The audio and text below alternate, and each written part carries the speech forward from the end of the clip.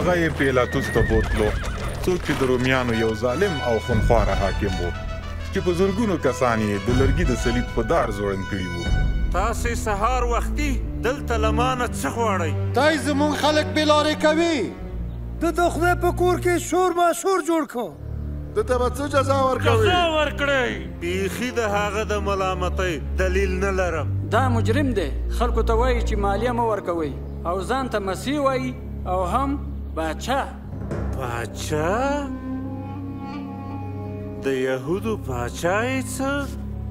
دا ته وایې. تعلیم یې د جلیل نه شروع کړ خو اوس دلته راغی. د جلیل نه؟ دا سړی جلیلی دی؟ بیا دې نو هیرودیس فیصله وکړي. اوس په اورشلیم کې دی، هیرودیس ته یې بوځئ.